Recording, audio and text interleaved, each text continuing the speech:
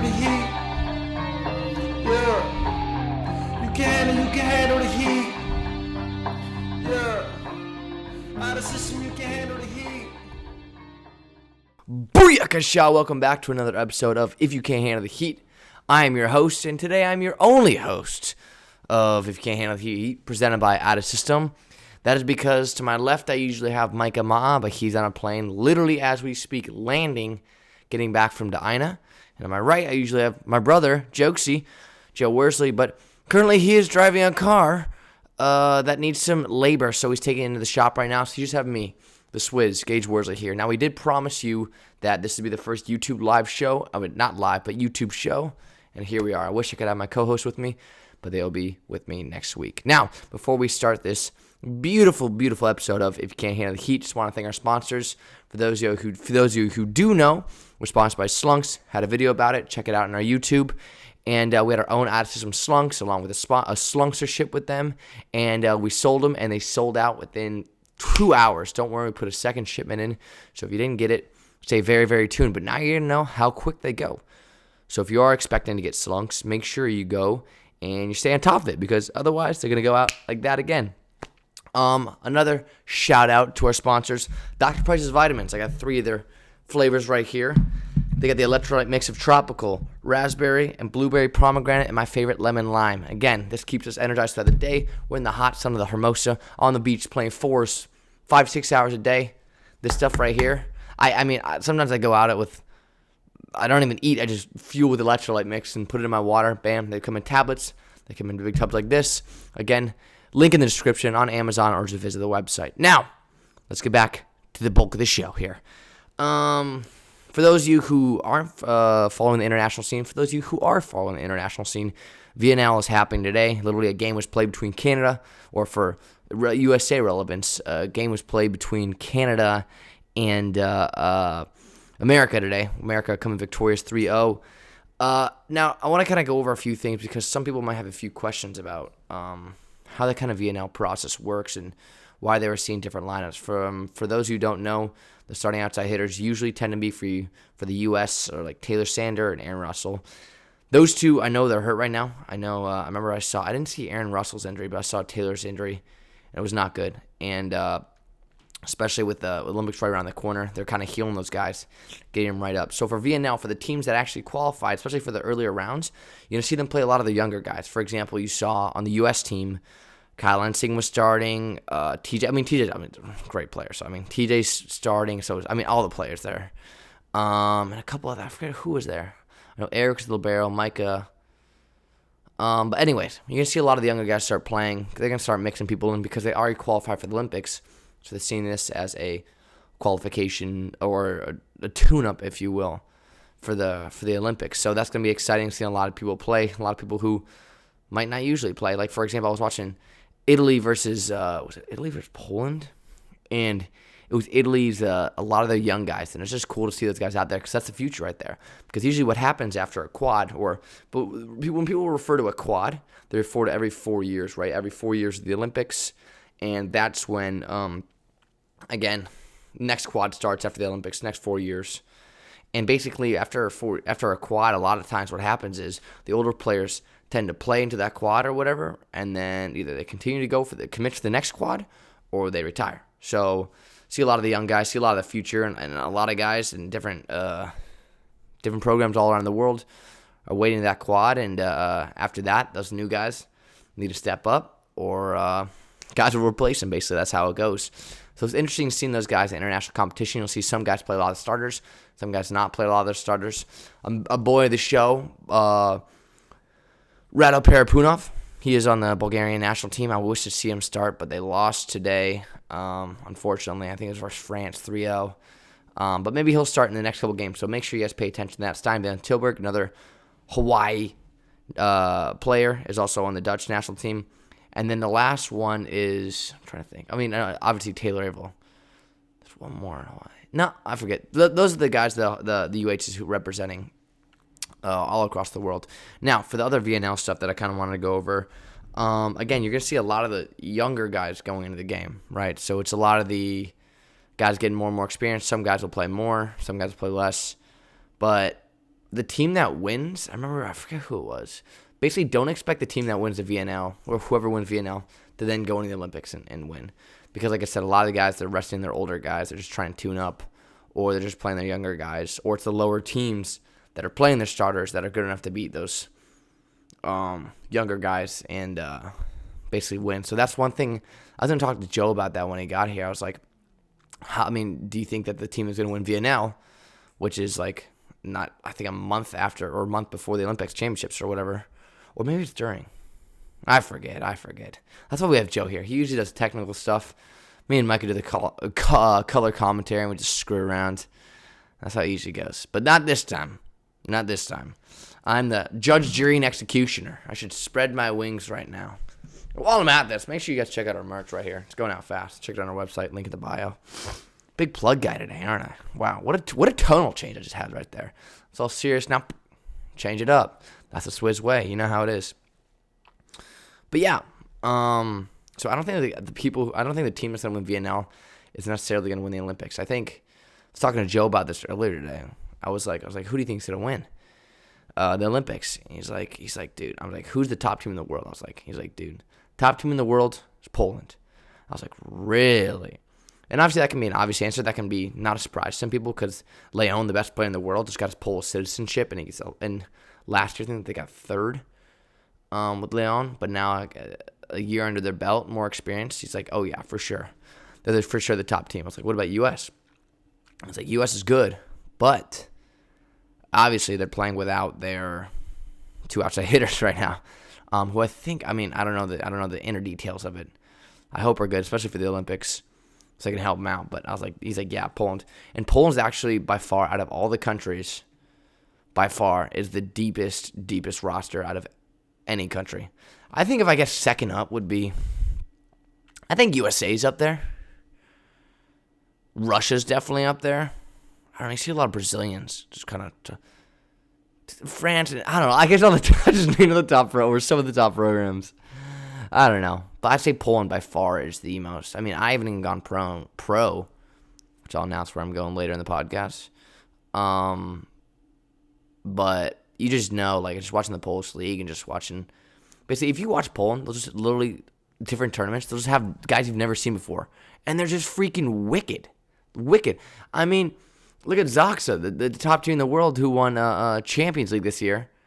I think they did it with only one starter from the Polish national team, which was their middle, and they had the French setter. Oh no, they had the Polish libero as well.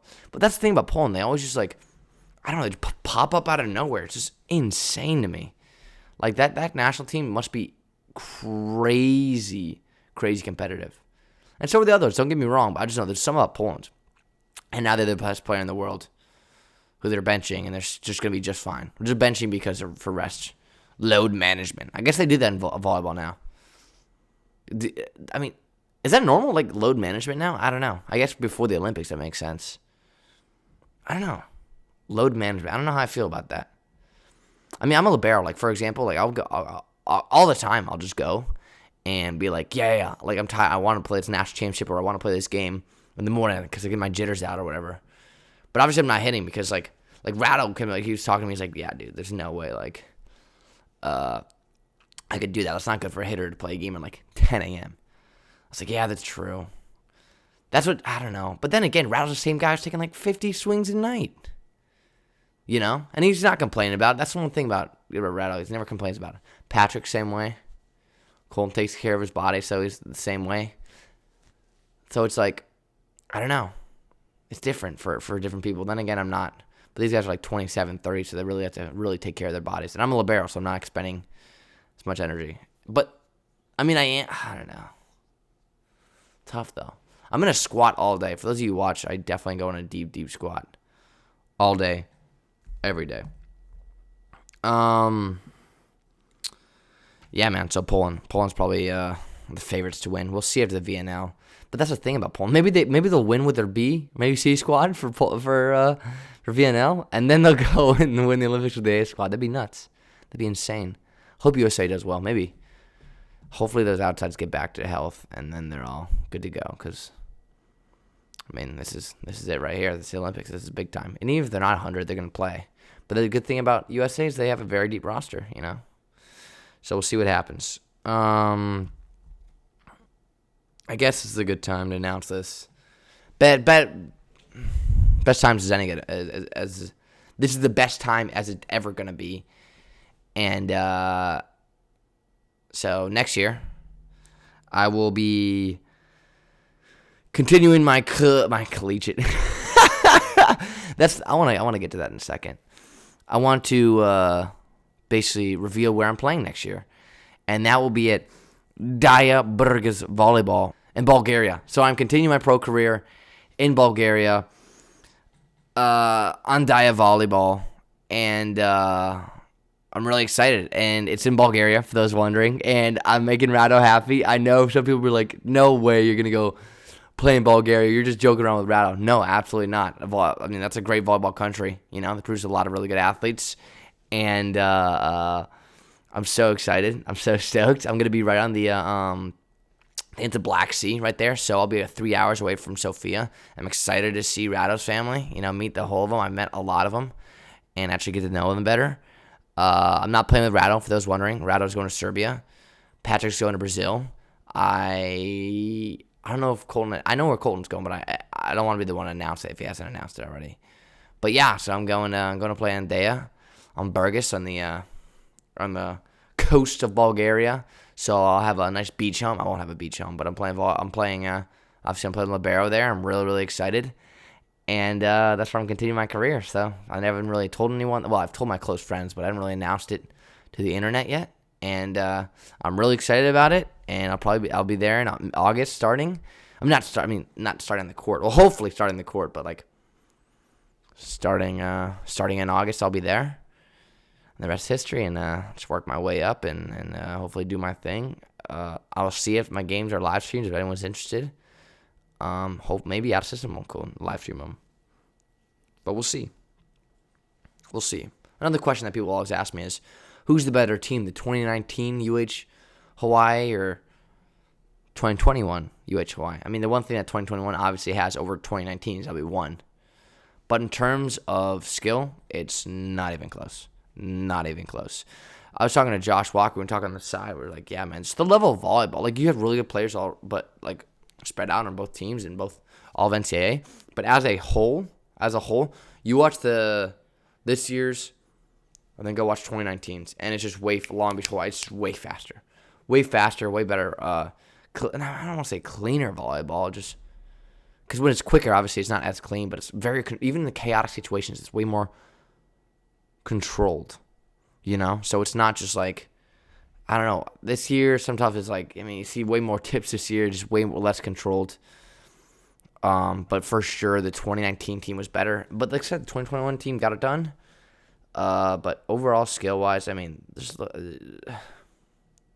we had everyone and more, and those weren't even our best players that we had this year. Our best players this year weren't even best players that 2019 team, but we're still All-American. So just imagine that. In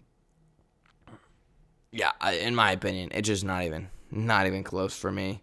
Yeah, so I've talked a little about the men's. I want to kind of get into women's here. I'm gonna be honest with you. I definitely follow the men's game more because that's what the game Joe has on his computer. So I'm watching him. But I saw a little of the women's. They trampled Brazil today, so that's kind of crazy. Usually that's a back and forth game. Speaking of that, that's usually a game that we lose the silver medal.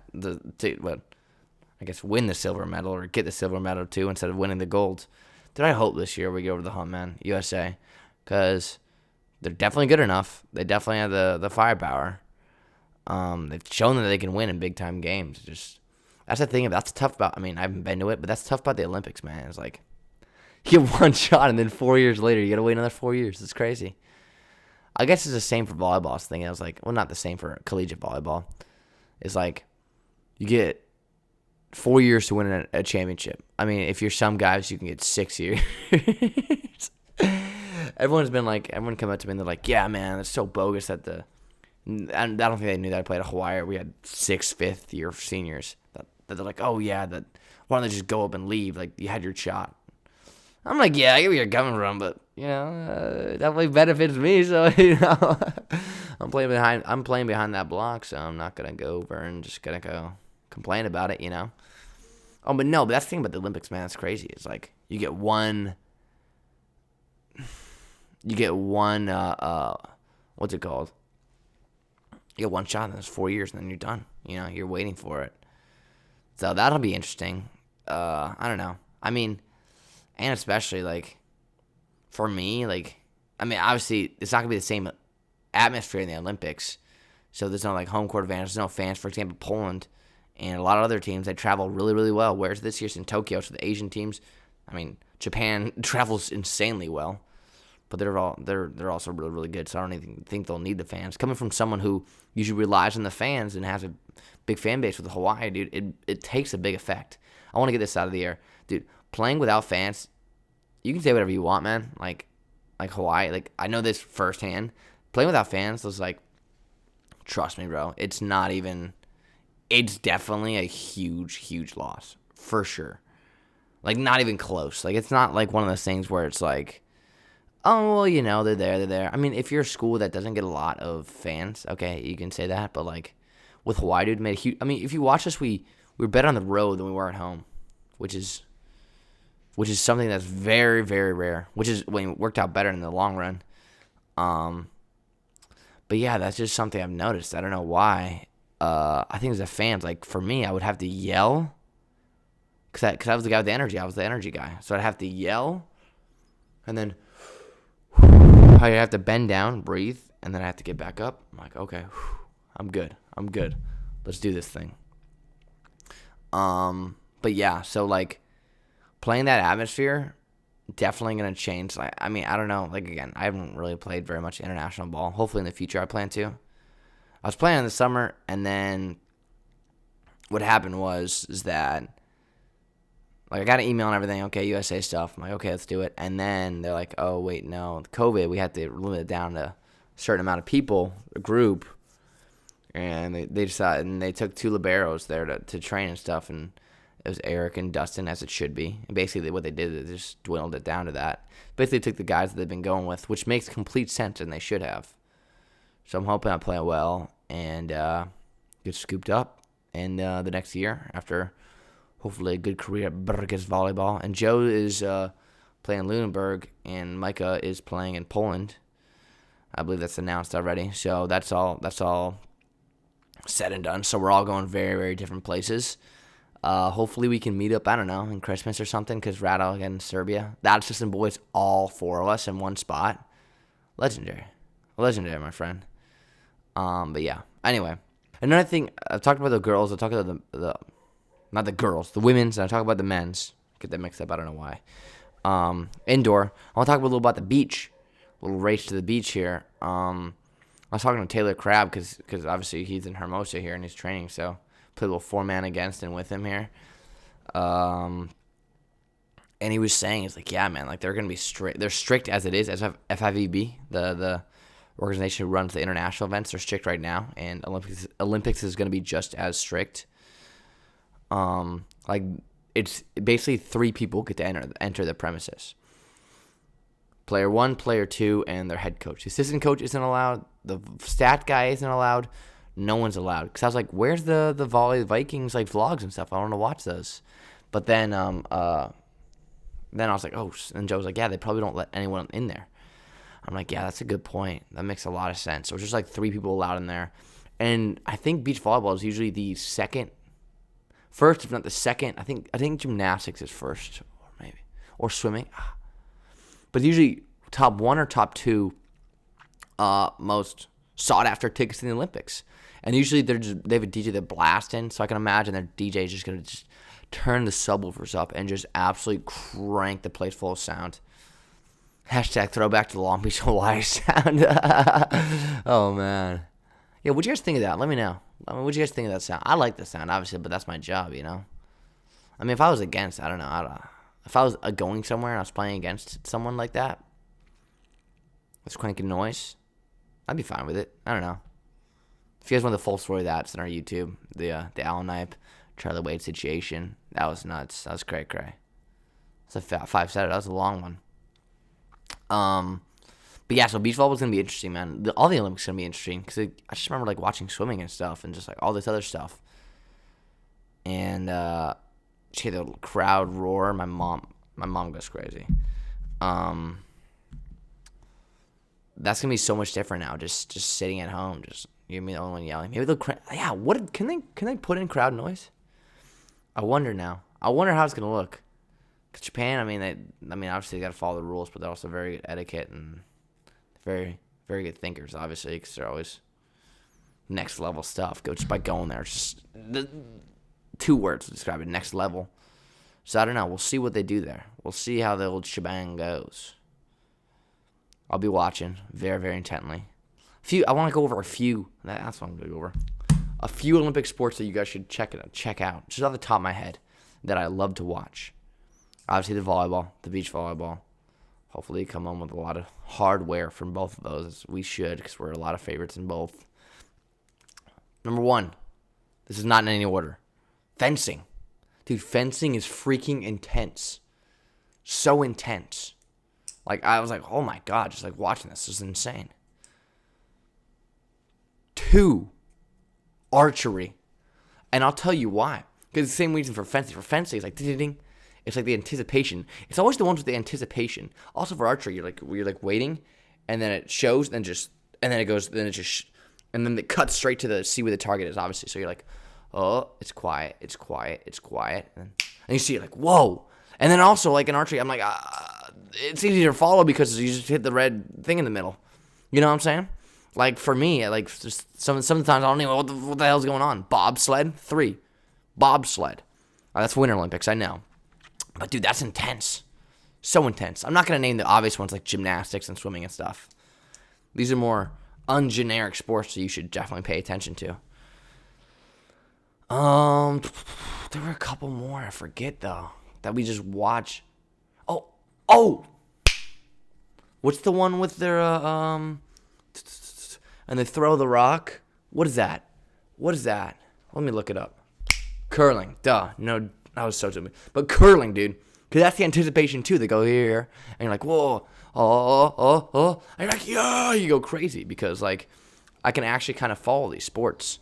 Let me know what your favorite sports are. That's always interesting sports. And, again, obviously, for Winter Olympics, snowboarding, and like, all the other stuff. I'm just naming the ungeneric sports that you should definitely take a look at every Olympics that I thoroughly enjoy. And if you're not a volleyball fan, follow the volleyball events. Volleyball, especially women's volleyball, gets a lot of love. Get the men's volleyball some love.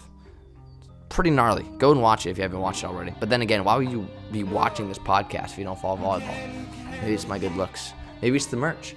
Maybe it's Dr. Price's vitamins. Maybe because you want the OOS Slunks. If you have any of those questions, hit the link in the bio. Come on now, okay?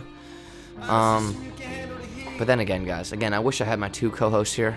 We're going to wrap it up. Usually I want a longer one. I promise you we'll get the 2 co-hosts here next time. It'll be a grind, but again, hopefully you enjoyed the solo dolo episode with a single dolo. And just remember, guys, if you can't handle the heat, get out of the damn kitchen. This has been another episode presented by Out of System.